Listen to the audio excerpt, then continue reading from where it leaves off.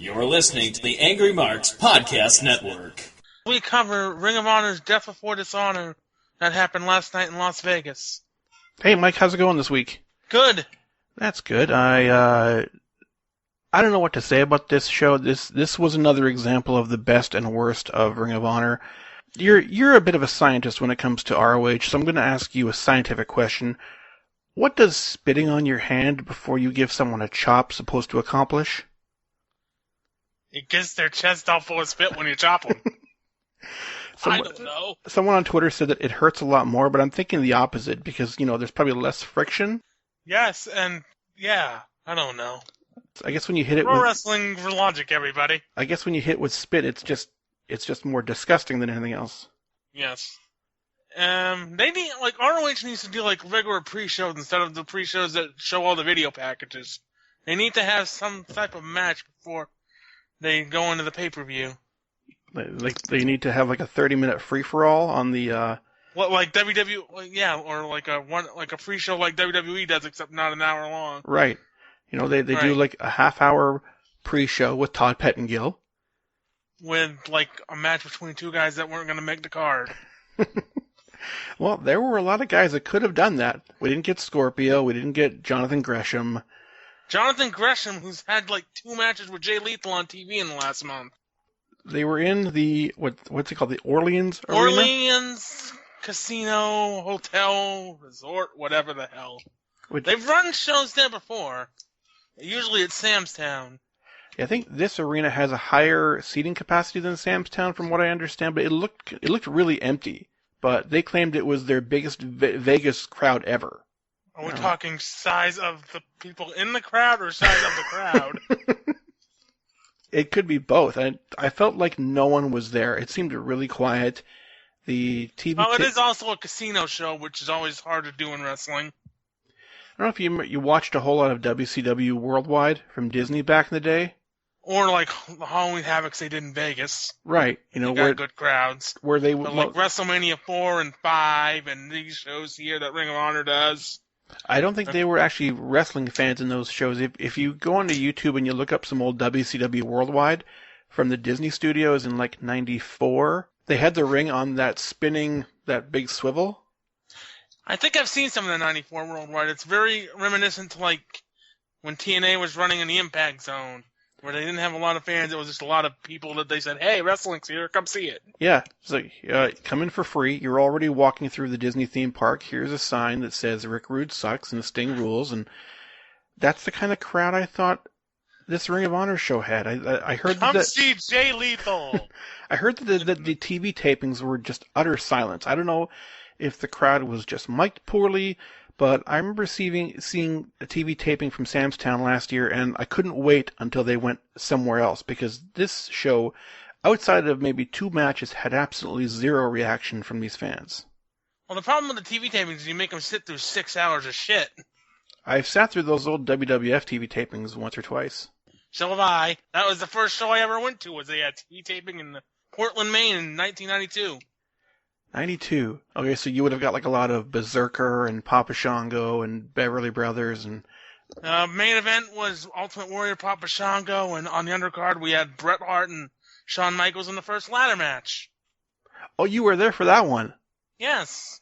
Are you able to be seen on the Coliseum home video? No. Damn. Nosebleeds, everybody. That's your brush with greatness right there. I have a friend of mine that went to that show that was seen on the home video, though. He told me about it. Had you have heard of the ladder match before that? No. Remember, they were doing ladder matches in Stampede in, I would say, roughly 82 or 83? Wasn't born until 86, so I wouldn't have seen them. That's no excuse. You should have been able to go back in time and get in your time. Yes, I had the Doc Brown time machine. Get in your time machine, go back to Calgary in 1983, and watch Bret Hart and Bad News Allen. I think one of them made a DVD set the WWE put out, probably the first Bret set.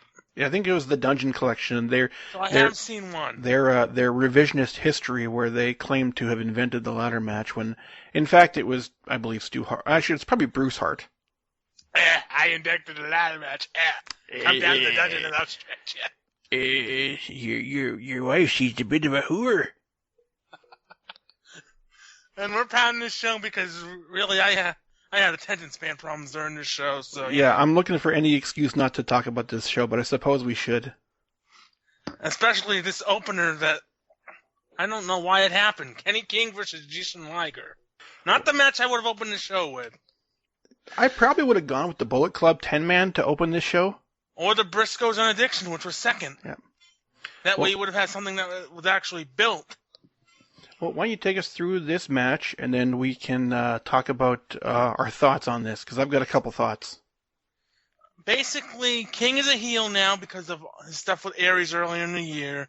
He's been beating up the Bullet Club members for like the last couple of months, which, why would you put him against Liger? I didn't see him coming across as a heel at all. Well, they're in his hometown. Even though he's going up against a legend like Liger? Because like Liger was super over to this crowd. Well, the problem is they didn't turn him until the end of the match. When Liger was injured and they did the whole spot that I hate where they take way too long to stop the fact that the guy that's not injured is going to do something dastardly. Yeah, where they do the phony respect gimmick. Now, I hate that because they take... You're what's the word I'm looking for? You're like... I can't think of the word, but you're giving away... You're the word gorilla used to use a lot. I can't think of it. That's I hate when that happens. That's how important it is. I think they're building up some false expectation, and then they don't Kenny deliver King it. wins with a spine buster because of an injury. Ian's like, "Come on, Kenny, you can do better than that." While Caprice Coleman is like, "I don't know if I disagree with that." Yeah. So first of all, Liger is 53 years old, and still pretty good. I have a hard time believing that after all these years, but. You know, I think you knew what this was going to be out of the gate. Kenny King, reality star on The Bachelor, getting a win over a Japanese legend, so they clearly have a renewed push for him.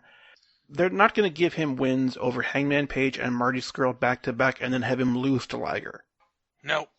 And, this is basically them they're pushing him, and, they're starting to re-push him again.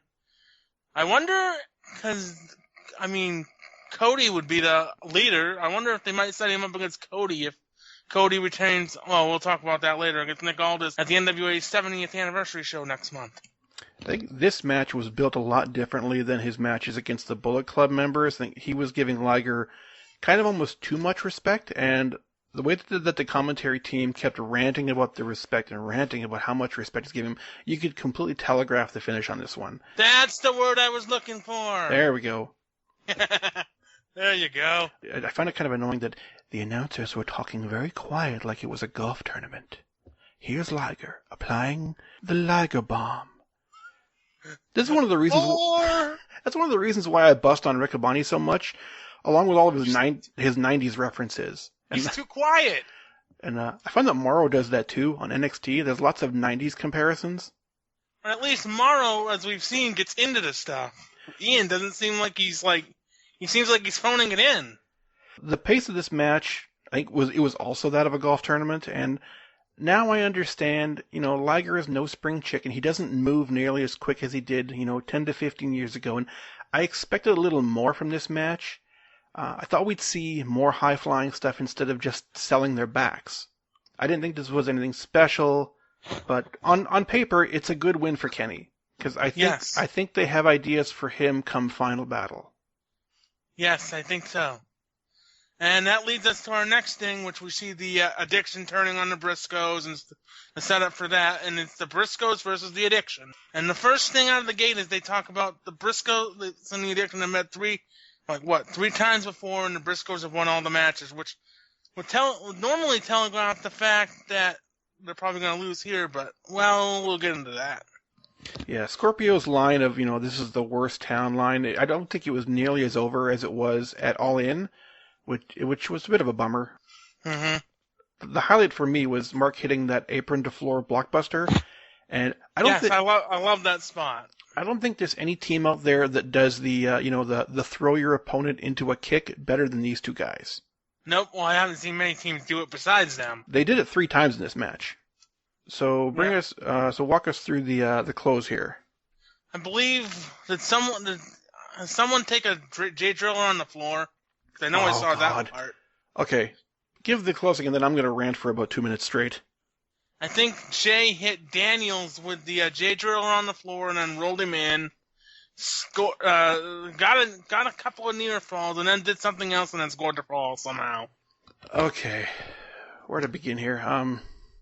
I start by saying that I think the Briscoes team is awesome, and for people not to make the argument that they're one of the best teams in wrestling over the last 10 years is borderline criminal. Because I agree with that. Because, like, if you think about it, they're never really included in the discussion when it comes to these legendary tag teams of the 2010s, like the Young Bucks, and even to a lesser extent New Day. Usos. Yeah, and any combination of Bullet Club. Right. The crowd didn't make this match feel special at all. And this wasn't an above average match, but the crowd didn't care about anything until the co-main. Occasionally, they cheered for Daniels, and I think now finally Daniels is starting to look like he's 48. But having said that, he can still go. And Daniels is an ageless wonder. And Kaz, I think he's become the opposite. A few years ago, he looked like he could have been, at the end of his rope, but now he's got into fantastic shape. After the Fisherman Buster on Daniels, usually this is where ROH goes into, like the babyface kicks out of everything mode, which does happen. Yep. Let's see here. Kaz is knocked out of action. Daniels escaped the Doomsday, but Jay is late to break up the count, and the crowd finally started to show some life by giving these guys shit for messing up the timing on that near fall. That was a 3 count, and Caprice on commentary was just overselling the near fall, and I don't think I've heard an announcer yell so much at the top of his lungs over a near fall. Well, at least he's more into it than BJ Whitmer. So after that, because the addiction keeps kicking out of everything until the very end, they made the Briscoes, I think, look weak. There was, like you said, there was a J driller on the floor, and that didn't get nearly the reaction it should have by the crowd or the announce team. And the fact that Scorpio, who was there but didn't really do anything, I think that made his team look terrible now. This is the worst ending to a tag team match I have ever seen. So Jay hits the J driller on the floor, this hard, concrete, solid floor, which, by the way, should be a 6-month injury angle. But because the angle they're doing has the Addictions contract up in 3 months, we can't do that. Well, and the J driller is one of those moves that it's been so well protected, and only a few people have ever kicked out of that move, only to be pinned by it 30 seconds later, because Jay just picked him up, threw him in the ring, gave him another one, and got the win. Stupid booking! You should have had a disqualification or count-out finish here to continue the feud. That's why I thought they put this match on as early as they did. Yeah. They were going to do something and continue the feud somehow. It made absolutely no sense to me. It falls into that sort of WWE model that the more you do your finish, the weaker it looks, like Lesnar at WrestleMania. This was probably the first of many finishes on this show where the finishes just looked weak, and it took away from the pay-per-view as a whole as the night went on. Speaking of messed up finishes. The women's title, which this is the first Women of Honor title match on a pay-per-view, or defense. Yeah, so it's Sumi Sakai and Tenille Dashwood. I thought this match was a little sloppy, but it certainly wasn't the worst match of the night. A lot of people... I wonder what was. A lot of people, including myself, thought that Tenille should have been the one to initially win the title. Or I thought so too. Or would have made sense. Or perhaps someone like Deonna Purrazzo if you could get her under contract, but based on her direction, it didn't go out the way that that didn't go the way that they wanted it to. Right. Okay, so let's go through this match here. I don't know if I actually paid attention. Did you take any notes for this? No. Okay, I never take notes. You know that. I know Sumi won because Tenille passed out in an armbar somehow. She passed out due to a joint lock. Okay. So, first of all, there's a qualm I have with Tenille. And it's when she's throwing her forearms, she waves her head from side to side like a bobblehead. And like D'Lo Brown. No one does that, and it looks weird. But, hey, she's had a few more matches than I've had, so what the fuck. I thought she bumped her ass off for that missile dropkick, though. I thought that looked good. Yep. Tenille was all bandaged up, looking like she was about to work Cage of Death for CZW. Jesus! Tenille took all of Sumi's finishers. Like, in succession, she took the Fisherman's Neckbreaker, she took a running knee, she took the Smash Mouth, and they made it sound like Sakai didn't get all those moves in properly. And then Tenille hits this terrible-looking German, and then Sakai locks in this armbar. And I don't know how you pass out while in an armbar. I've seen that going around Facebook. People saying, "Wait, how do you don't pass out in an armbar?" First of all, Sakai had her shoulders down. She pinned herself. And the referee missed it. Who was our referee? It wasn't Sinclair, I'm sure. I don't even remember. Well, they only have two there. Normally. Sinclair or what's the other guy? Paul Turner, or maybe it's the skinny one. Dropkick Mike Posey. I'm gonna have to go back and watch. Either way, I've never seen anyone pass out from an armbar. It's a joint lock. Now, I'm no doctor, but I'm assuming there are no vital arteries in the arm that, if constricted, will cut off the blood supply to the brain, rendering the victim dead. I could be wrong. Now, yeah. Peach Machine and I watched Joe versus Kobashi this week, and 2 of those matches had submission finishes where the victim tapped out immediately. Because MMA has taught us that arm bars are deadly, and if you don't pass out immediately, your arm is dead. Even WWE has got this right with Ronda Rousey. Right. So now people are saying, well, hey, Rowan, Steve Austin passed out from the sharpshooter from Bret Hart. Number 1. He was bleeding. He was bleeding. Tenille Dashwood is not Steve Austin. Number 2, there is no number 2. End of discussion. And Sumi wins, and then we'll see Tenille get randomly taken out later for some reason. So Sumi Sakai has run through this entire division, and I don't know who's left. This division is not in great shape.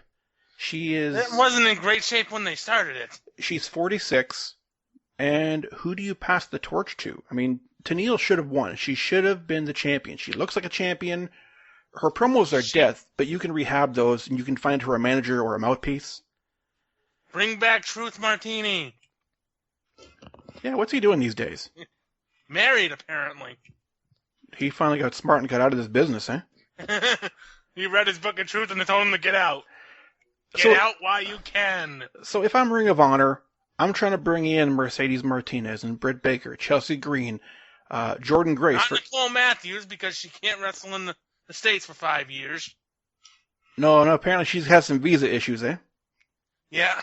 I mean, I agree with some of the ones you just mentioned. I mean, for God's sakes, Jordan's boyfriend is on the roster. I'm trying to work a deal where Tessa Blanchard can come in, because with all due respect to the talent that they currently have, the Stella Grays and Amanda Leones of the world are not going to cut it. None of them have star power. You can't run a division based on Kelly Klein, Sumi Sakai, Bonesaw Brooks, who doesn't even get any play, and Tenille. And Mandy Leone, who's terrible. And when Tenille first came in, she did so just after being released by WWE, so she was a massive draw, and now she loses. You stole her star. She loses in the tournament, she lost now to Sakai, all of her momentum is gone, especially on what happened later in the show. So, I don't know, I feel that she should have been the pillar that this division is built around, and they fucked it up. They botched the division from day one. And we go from this stupid title match to another stupid title match.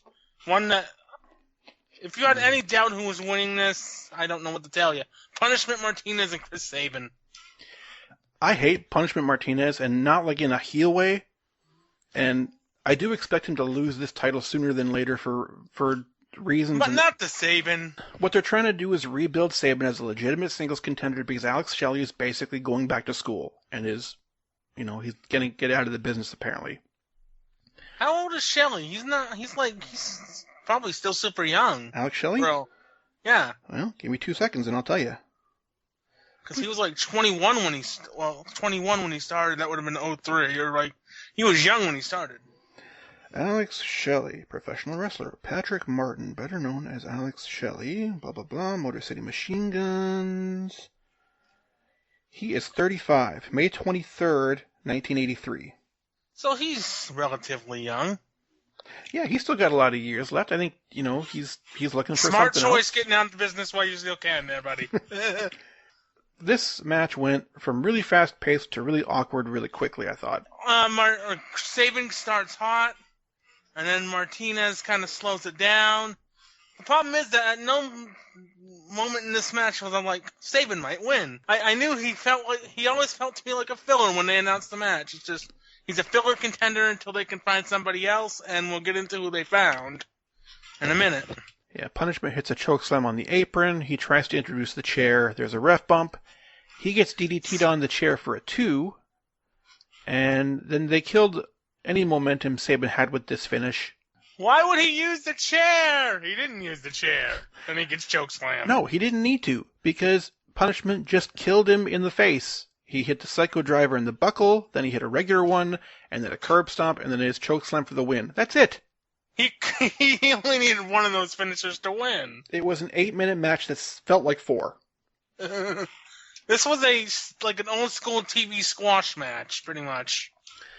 Except a few extra minutes longer. Yeah, I was severely disappointed by this match until I realized what they were building to. I thought that this had the potential, when it was first announced, to be one of the better matches, because I feel that Sabin can pretty much work with anyone. They've established Martinez as this dominant champion. He beat Ishii, he beat Marty Scurll, he beats everyone. He's been protected, and then all of a sudden he does your standard big guy moveset against a smaller guy, and after the match he goes after Sabin, and Jeff Cobb comes out and saves the day. Yeah, Cobb's been interrupting matches on TV for the last month.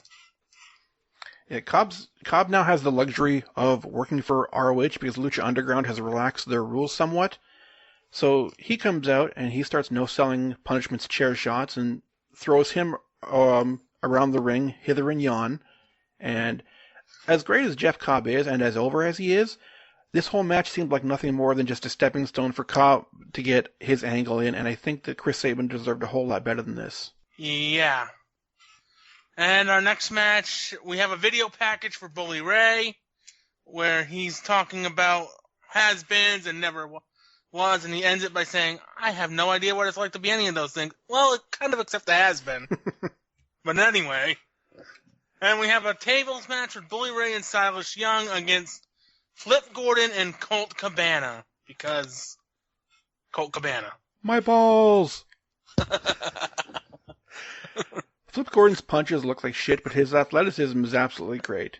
Was I the only one thinking that when Bully brought Rick Abani to ringside that there was going to be a heel turn? Well, you think Rick Abani's going to join up with Bully, huh? The first thought I had is, oh no, they're not going to turn Rick Abani, are they? There are worse people in this business that have had worse heel turns. Coachman? The Fink, when he was with Chris Jericho briefly. Or when he tried to be a sexist against Lillian Garcia in 2002. You have the puppies and I have my wiener. Shut up, Fink. God. So we That's terrible. Who wrote that for you? Anyway. The good stuff in this match was really good. I thought Bully was the star of this whole segment. We got some cutesy stuff early on with them doing the what's up headbutt. And Bully's just screaming, my balls, my balls. Colt, of course, is the first one to go through the table. So you would think that, easy story here is that Flip is going to overcome the odds, be the conquering babyface, and win. Well, Bully just rams himself into a table, which usually doesn't count as an elimination in this type of match, by the way. No, someone has to propel him through the table. Yes, but apparently the ref checked out early. Rick Abani tried to give Colt a chair, and Bully leveled him, and then... That's where I thought he was going to turn. He was going to hit him with it. After Cabana got eliminated, I'm thinking, what help did Rick Abani provide? And why are the announcers getting involved? And Caprice Coleman, who's on commentary, he just goes off on Rick Abani, which was funny. Caprice Coleman should stay on commentary always. He belongs there. He's a good addition. He's far better than Colt is, I think. Well, he has more charisma than Colt does. What did you think of the guy in the front row giving Bully Ray shit for his obstructed view? Just punch him, Bully. Lawsuits everywhere. So Silas is about to get put through the table by Flip, but Bully kind of takes the bullet for him. And Silas doesn't take... No. There was a ref bump, and then Flip goes for the 450 and hits it, and then they do the heel spot where Bully rolls Silas out of the table and rolls Flip into the table. And that's how the heels win. Right, but Silas didn't take too kindly to this, because if you watched last week's ROH TV, Bully and Silas were kind of at each other, and they end up doing this great spot, like you said, where they whip Flip into the table, but Flip turns it over, I guess, and he does stuff like this that no one else can do, and anybody else would have just busted through that table, but then he ends up putting Bully through the table. The ref takes a bump because, we got to have a ref bump. In a table match. In a table match. And then, in a match that should have no DQ. But then Flip does his 450 through the table. There's no ref in sight. Bully lays out Flip. He lays him down into the remnants of the busted table. And then the ref's like, the ref wakes what up happened? And sees it. And it's, oh, he must have put him to the table. Match is over. They win. This match was sloppy. It was a mess. And, okay, we live in 2018 where there are 50 cameras everywhere. Every sport has instant replay. So but somehow wrestling can't get it right. Mike Poulin, I want you to close your eyes and imagine an NFL game. Tomorrow Sunday, my Green Bay Packers are playing Aria's Buffalo Bills.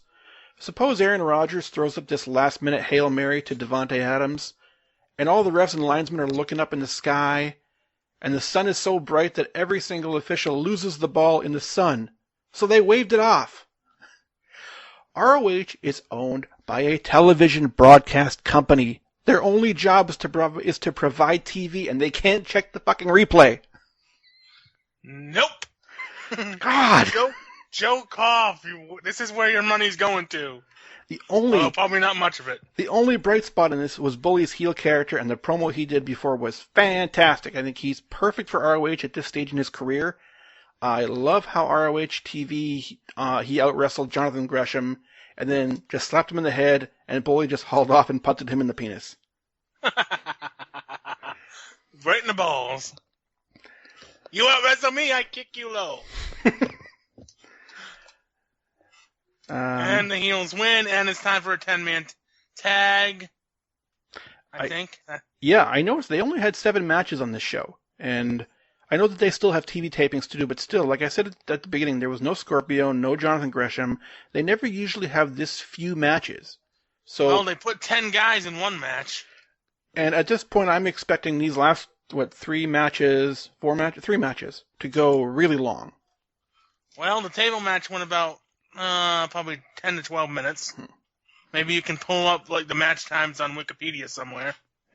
So Riccaboni is back from the dead after being bludgeoned by Bully Ray, and him and Coleman. We could only wish. He and Coleman have to stall for a long time while the crew cleans up the ring, and Riccaboni slowly, deliberately trying to kill time until the cameraman finally just gives up and they shoot the ring for about 20 seconds of the ring cleaning up. But it's not Don and Marcos. It's not the Carnage crew. Or the Embassy. Oh, God, okay. Peach Machine and I went on for 15 minutes about Jimmy Rave. Jimmy Rave! So, a minor nitpick. I thought the right move, like I said, would have been for Bullet Club to all come out together to show solidarity. Nope, they come out apart. Outside of Cody showing up at Championship Wrestling of Hollywood to do a promo for NWA 70th, none of these guys have worked in a month. No one has been on TV working since All In. Oh, I mean, ROH is taped, so they've all worked. Yeah, well, nothing is aired. Individually, the crowd wasn't into this entrance. Bucks were lukewarm, Skrull was okay, Cody was meh. Collectively, I think it would have meant a whole lot more, but I suppose they thought they had time to kill on the broadcast, so we're all going to have individual entrances. And then you bring out Chaos, who is represented by Ishii, Okada, Best Friends, and Rocky Romero, which it's Rocky Romero, his old partner, and his old partner's new partner. Yeah, that's not weird at all. I thought Rocky and Chucky T both had a great night. I love Rocky Romero. I wish he'd be in, he'd wrestle in ROH more. Yeah. Charismatic guy he is. There's a part of this match where Okada and Skrull go face to face, and they don't touch. And then Okada just tags out immediately. And I'm thinking, he's saying, I'm not going to get blamed for us going over again. I am not having it. Not this time, Marty. So, highlight for me was Chucky T and Tomohiro Ishii doing cannonballs and swan dives into a pile. This was a beautiful set of spots. Yep. And the Bullet Club wins eventually. Yeah. I thought Chaos had a great showing, like I said, especially Rocky. I think a lot of people just see him as a sort of sidekick / announcer / Shoinyo's manager in New Japan, and it almost seemed like the commentary couldn't believe how good Rocky was. He was a former tag team champion in Ring of Honor in 2005 and 2008. Is that Rocky Romero, or was that... No, who was in... He wasn't the same one that was in the Havana Pitbulls, right? Him and Ricky Reyes. Ricky Reyes is what I'm thinking of. Okay, so Rocky was his partner. And then he was part of the No Remorse Corps with Davey Richards. Right. Chucky T looks like he's got new life now that he's back with Beretta, and I think these two should be next in line for the tag titles, especially after the ass whipping they handed to the boys last week on TV. They don't get a chance to wrestle smaller guys that often. In that match, Chucky T hit this, it looked like a gut wrench pile driver, and he spun that little son of a bitch around. Oh, the awful waffle. Like a clock, and it was awesome. I loved it. The awful waffle. Is that what it's called? Yes. What a stupid name. It's an awful waffle. I'm looking at this roster a couple months ago, and I thought it may be getting kind of depleted. I'm like, who can they bring in? Who can they call up? And I know they tried to get Matt Riddle, and that didn't work. But they've got Chucky T. And I don't know if Chucky T is getting any NXT offers anytime soon, but he fits here. He's serious, and he's funny. He can wrestle. He's different, and that's what they need right now. Yep. And on that note, we have a Will Ospreay video package, who gets a title shot just because. He hasn't been seen in a year. So what has Will Ospreay done in order to earn this title shot? Lethal made an open challenge, and apparently Ospreay lost to Lethal the last time he was in ROH. So that's I guess a reason for this match to happen. He wants revenge. Revenge! Just going back to the Bullet Club match here for just a quick second. So the finish came when Skrull wins with the chicken wing, and who did he tap out with that? I forgot. Was it one of the best friends? I don't know. It might have been shit. Well, it probably wasn't Okada. Oh God, no, Okada's not losing to this. And it probably wasn't Old Man Ishii. Okay, let's go back. Maybe there's a report somewhere that has who. Okay, let's see who won what. Go ahead and talk while I look this up. Boy, this is gonna be dead air for the next few minutes. Why was Marty Scurll the one to get the fall? I think out of all 5 guys in Bullet Club, he would have been the last guy I would have thought to get the deciding pin or the. Well, I guess maybe Adam Page would have been the last guy you would have thought to get the fall. I would have expected the Bucks to get the fall because that's how it usually works. They get the fall with the Meltzer driver after trying it 5 times. I think he tapped up Beretta. Yes, it had to be one of the best friends because Okada's not taking it, Romero's not taking it, and Old Man Ishii's not going to take it. What'd you think of Skrull getting super kicked by all 5 guys at once? That was straight out of 2K18. 5-way super kick party! And I'm also going to put Nick Aldis over in this match. He was on commentary during this 10-man, and I thought he did a fantastic job making everybody see. Something I did hear a little bit of is his commentary, and he's like so smooth and so good as a commentator. He made everyone in that match seem important. He put over the NWA title match coming up. He put over Cody. He didn't sound like he was trying to get himself over. So good for him. Good man on you, Aldis. Now go home to Mickey James. Push her out of the way of a train. Mickey! Look out! So for this ROH title match, I was really shocked that at this point the crowd was still up for this. I was kind of worried that after the Bullet Club match the crowd would be kind of low, but they kept pace with this match. Ospreay and Lethal. It's not going to be a spot fest at all. I'm glad they gave these guys a lot of time. I thought they told a great story. I thought starting with Jay just chopping Will, and Will selling it like a mother, and then Will telling him Jay to just keep chopping him. I thought Will Ospreay looks like Fraser's brother, except more built. Well, he looks like he's put on some muscle for this, and I think which is what Coleman's saying on commentary. Right. So Lethal is just chopping the Jesus out of him, and Ospreay is just telling him keep it coming, keep it coming. So it was cool because he wanted to prove that he's not only a better high flyer than Lethal, but he's also tougher than Lethal. And then we have a spot where Bobby Cruz gets knocked out. So Bobby Cruz, he's holding the belt, and he takes a super kick while holding it, and it gets tossed up in the air, and then Ospreay catches it. So that was a nice spot. But then Ospreay has to play, in his mind. Hit him with it, Ospreay! In his mind, am I going to use that as a weapon? But He's a babyface, so he's not going to do it. Eddie Guerrero went and pretend that you hit him with it and just pass it to him and, So, a smoking gun. At some point, the commentary team makes note that there is a ladder under the ring because they have to put up the lighting rig. How else are you going to do that? With a crane? With a forklift? I don't know. So we have garbage cans under there to clean up the streamers. You would think they don't have that kind of budget, but Sinclair has got a lot of money. They also have garbage cans under there for the streamers. Ospreay sends Lethal into the ladder. I don't know why that's not a DQ, but hey, whatever. This match Referee checked out. This match was on fire at this point. It doesn't make any sense, but the crowd's down with everything. I love the finishing sequence, despite my unbridled hatred of the Lethal Injection as a finish. The Lethal Injection. My least favorite finish in all of sports. And of course, Lethal retains because it's his first title defense, and he's not going to lose to somebody who's not going to be there regularly. Post-match, the Kingdom come down, and they lay out everybody. Okay, so I missed this part. Okay, so basically what happened was after the match, the Kingdom come down, they lay everyone out, and for some reason, Matt Taven has a purple title belt, claiming that he's the real world champion, and that makes no sense whatsoever. He's the real world champion with a purple tie. Jay Briscoe tried this when Adam Cole was champion like 5 years ago. I understand that ROH really wants the Kingdom to be over. It's not going to happen, folks. They have tried, and they've tried, and they've tried. And I don't know what ROH is thinking these days, but there is another... It was a weird ending to this pay-per-view that they didn't need. I think this could have been saved for a TV taping angle. You could have done this tonight.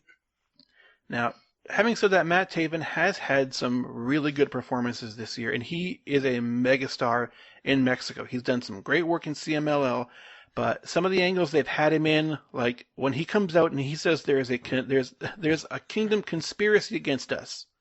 There isn't because you keep winning matches, Taven. Right, you're on every show. You seem to always be in the title picture, be it the 6-man or the ROH World Title a few months back.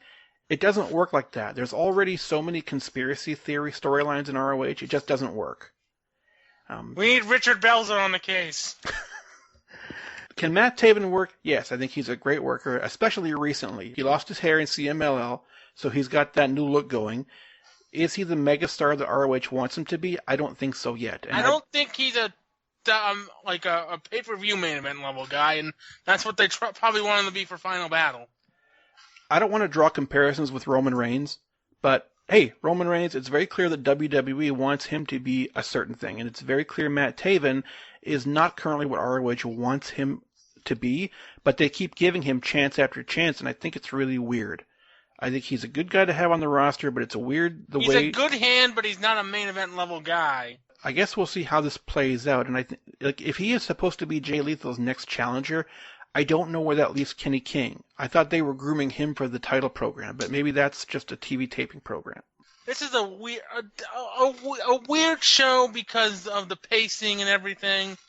It's an all-right show, but it's nothing particularly special. It falls in line with a lot of ROH pay-per-views where it's all-right, but it's... It doesn't have me excited for Final Battle, because if it's going to be either Kenny King or Taven as a challenger in the World Title program, having said that, I'm not sure the ROH would be well served to give another relative outsider a title shot like they did for Ospreay here tonight. Dalton Castle, you need to heal up quick. We need you back. Yes. We need someone with star power to main event this Final Battle in 3 months. On the plus side, I had absolutely no streaming issues with Fight TV whatsoever. The picture was clear. The sound came across, I guess, as good as the sound can come across with the crowd that was mic'd as poorly as it was. And on that note, what's our show next week for Angry Marks Rewind? Because we are celebrating a Ring of Honor weekend, Episode 8 has already been taped, and I put a teaser out on Twitter saying what we were gonna watch, and I recruited grappler extraordinaire and podcast host The Peach Machine, and we watched Joe versus Kobashi from October 1st, 2005, obviously featuring the main event of Joe versus Kenta Kobashi. Probably what we came to the conclusion it is ROH's most famous single match. So that will hit AngryMarks.com later on this week. If you want to get a hold of me, you can do so on Twitter at Rohan Unra. If you have shows that you want us to review on Angry Marks Rewind, hit me up at angrymarksrewind@gmail.com. Subscribe on iTunes. Give us a 5-star rating. It really helps us out, as you all know. When this comes out on YouTube, give us a big old subscribe. Give us a thumbs up so you don't miss any of the fine podcast production at AngryMarks.com. And we will be back when? We are going to go after, you know what, let's drop the, give me just 1 second here. Edit. Normally what we would do is we would wait until the last episode of Angry Marks Rewind airs before we say what we're going to do next, but I think we're going to dive into ECW the following week. So episode 9 of Angry Marks Rewind, we're going to look at November to Remember 1999, which happened. Oh, that's got Mike Awesome and Masato Tanaka. You damn right it does. As well as Taz's last ECW match. Let's go through quickly through that card. Main event, reception. From where? Is it from somewhere in New York, Buffalo? Was the Burt Flickinger Arena? Yes. Yeah, Burt Flickinger in Buffalo, New York, November 7th, 99. Main event, we're going to have Rhino and the Impact Players of Justin Incredible and Lance Storm versus Raven, Dreamer, and the Sandman. We have Taz against ECW World Television Champ Rob Van Dam in his last match with the company. Masato Tanaka challenging Mike Awesome for the ECW World Heavyweight title. That's going to involve a lot of concussions. Sabu. Chair shots galore, everybody. Sabu and Chris Candido. We're going to have the Baldies taking on New Jack Balls. New Jack Balls and Axel, speaking of concussions. Three-way dance, Jerry Lynn, Tajiri, and Super Crazy. Little Guido versus Nova, and Spike Dudley versus Simon Diamond. So you're going to get that in 2 weeks. So that is October 12th. Around there. Yep. And on that note, we will talk to you guys in 2 weeks. Have a fantastic night. Yep. Bye now.